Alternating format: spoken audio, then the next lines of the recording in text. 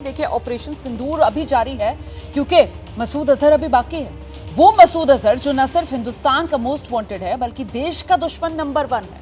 और मसूद अजहर का भाई आप जानते हैं मारा जा चुका, बहनोई मारा जा चुका, भतीजा खात्मा हो चुका।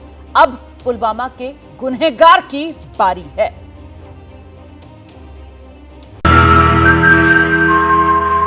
छोटे कद का बड़ा शैतान मसूद अजहर, उम्र 58 साल, कद 5 फीट 4 इंच, पहचान माथे पर काला तिल, अरबी, फारसी, उर्दू और पंजाबी भाषाएं जानता है।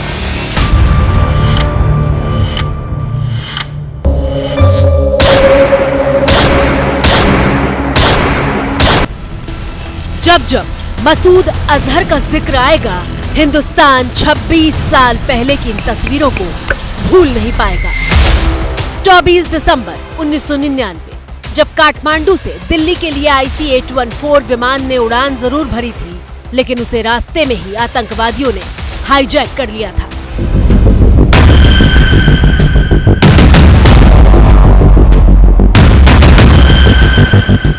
इंडियन एयरलाइंस के विमान में 176 यात्री और 15 क्रू मेंबर्स सवार थे।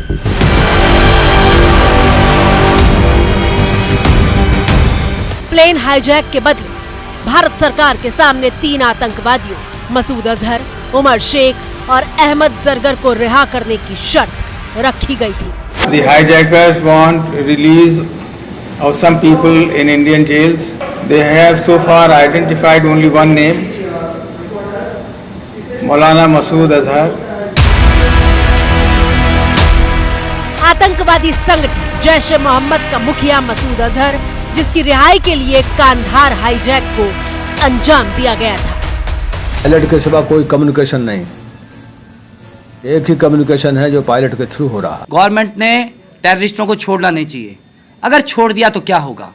आप सोचिए, अगर छोड़ दिया तो लाखों लोगों के मन में क्या आएगी और एक गलत प्रेसिडेंस हो जाएगा। इसके बाद भविष्य के अंदर में भी टेररिस्ट बार बार अनेक हैजैकिंग कर सकते हैं। 170 से ज्यादा जानों की सलामती के लिए आतंकी मसूद अजहर को रिहा करना पड़ा था। मसूद अजहर, उसने बॉम्बिंग किया था एक हवाई जहाज को, उसको हमने रिहा कर दिया था जब कंधार में वो प्लेन गया था अफगानिस्तान में। तो these are the most wanted. अब अगर जो ऑपरेशन सिंदूर में हम इन दोनों को या तो खत्म करते हैं या पाकिस्तान या इंटरनेशनल समझे कि इनको मोस्ट वांटेड टेररिस्ट बना दें, तो भारत का फायदा होगा।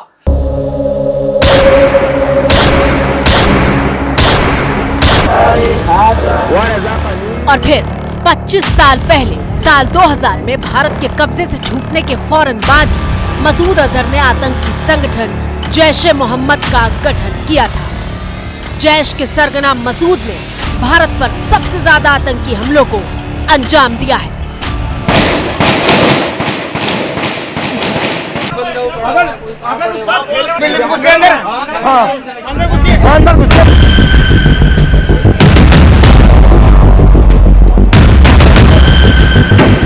साल 2001 जब देश की संसद के परिसर में घुसकर आतंकवादियों ने हमला कर दिया था।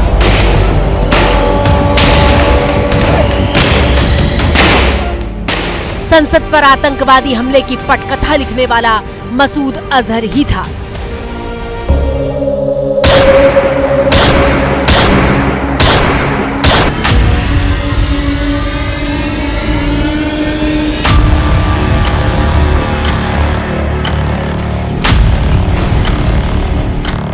संसद पर ही नहीं, 6 साल पहले कार बम धमाके के जरिए मसूद अजहर के संगठन जैश ए मोहम्मद ने श्रीनगर के पास पुलवामा हमले को अंजाम दिया था।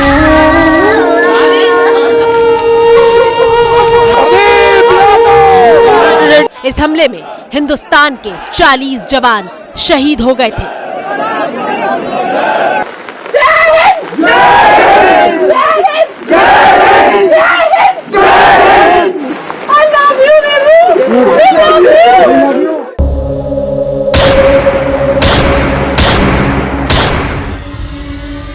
मसूद अजहर ने इस हमले को 22 साल के एक युवा आतंकी के जरिए अंजाम दिलवाया था, जो हमले से 1 साल पहले कश्मीर में अपना गांव छोड़कर उसके आतंकी कैंप में भर्ती होने के लिए पाकिस्तान जा चुका था। और देखिए, कुछ रिपोर्ट्स के मुताबिक पाकिस्तान की सेना ने आतंकवादी मसूद अजहर की सुरक्षा को और बढ़ा दिया था। पहलगाम हमले के बाद पाकिस्तान को ऐसी स्ट्राइक का अंदेशा था और इसीलिए माना जा रहा है कि मसूद अजहर को उसके बहावलपुर वाले ठिकाने से पहले ही शिफ्ट किया जा चुका है। लेकिन अब ये समझने की जरूरत है कि मसूद अजहर देश का दुश्मन नंबर 1 कैसे बना और आतंक का इतना बड़ा आका बनने की उसके पीछे की कहानी आखिर क्या है। आपकी स्क्रीन पर मौजूद मसूद अजहर की ये तस्वीर करीब 30 साल पहले की है, जब वो जम्मू की जेल में बंद था। अब आपको वो कहानी बताते हैं कि 30 साल पहले मसूद अजहर हिंदुस्तान के हत्थे कैसे चढ़ा था। साल 1994 जब मसूद अजहर फर्जी पासपोर्ट के जरिए श्रीनगर में सज्जाद अफगानी नाम के आतंकी से मिलने के लिए पहुंचा था, जो सोवियत अफगान युद्ध में शामिल रह चुका था। 11 फरवरी 1994 जब मसूद अजहर सज्जाद अफगानी के साथ किसी मीटिंग से वापस लौट रहा था तो उनकी गाड़ी का पेट्रोल खत्म हो गया। पेट्रोल लेने के लिए वो ऑटो रिक्शा से पेट्रोल पंप पर पहुंचे, लेकिन सेना ने दोनों को धर दबोचा था और इसके बाद मसूद अजहर को जम्मू की जेल भेज दिया गया था। बताया जाता है कि जम्मू की जेल में रहते हुए मसूद अजहर ने सुरंग खोदकर भी जेल से भागने की कोशिश की थी, लेकिन वो कामयाब नहीं हो पाया था। उससे पहले उसने कोशिश की थी, लेकिन सबसे ज्यादा बड़ी कहानी है, एस्केप तो नहीं हो सका। हमारे जेल में था, फिर दिल्ली में लाया और हमने उसको वापस किया, मसूद अजहर को। मसूद अजहर 20 साल की उम्र में पाकिस्तान के आतंकी एजेंडे में शामिल हुआ था।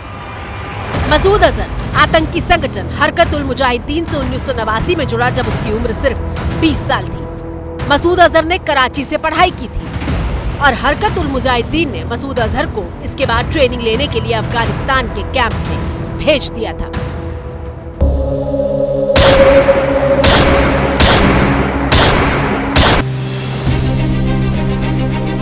पाकिस्तान में पलने वाले तमाम आतंकवादियों को ऐसे ही कैंपों में भेजकर प्रशिक्षण दिया जाता है। 36 साल पहले जब मसूद अजहर 20 साल का था तो वो भी ऐसे ही कैंप में पहुंचा, जहां 40 दिन का पूरा कोर्स कराया जाता था। लेकिन ट्रेनिंग देने वाले कमांडरों को मसूद अजहर शारीरिक रूप से बेहद कमजोर लगा था। कमांडरों ने मसूद अजहर को आतंकी ट्रेनिंग देने से मना कर दिया और ऐसे में वो अफगानिस्तान में जिहादियों की बूट कैंप का हिस्सा नहीं बन पाया। मसूद अजहर महज 1 हफ्ते ही अफगानिस्तान में आतंकी कैंप में रहा और उसे वापस लौटना पड़ा। इसके बाद आतंकी संगठन हरकत उल मुजाहिदीन ने हर महीने निकलने वाली मैगजीन का जिम्मा मसूद अजहर को सौंपा, जिसमें सिर्फ नफरत फैलाई जाती थी। जहर उगलने में मसूद अजहर माहिर था।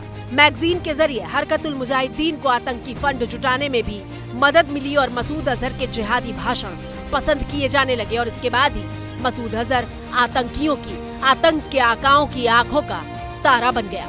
1999 में कंधार हाईजैक कांड के बाद हिंदुस्तान को मसूद अजहर को रिहा करना पड़ा था और ये अब तक देश की सबसे बड़ी टीस है, जो उसको मिटाए बिना मिटेगी नहीं।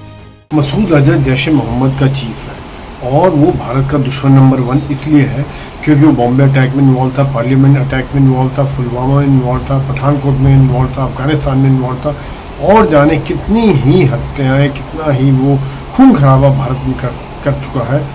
सही बात है कि इसका खत्म होना बहुत जरूरी है भारत की सुरक्षा के लिए। मसूद अजहर भारत का दुश्मन नंबर 1 है क्योंकि भारत की कैद से छूटने के बाद उसने जब जैश ए मोहम्मद का गठन किया, उसके बाद वो देश में 6 बड़े हमलों को अंजाम दे चुका है, जिसमें संसद अटैक से लेकर पुलवामा और पठानकोट एयरबेस पर हुआ हमला तक शामिल है।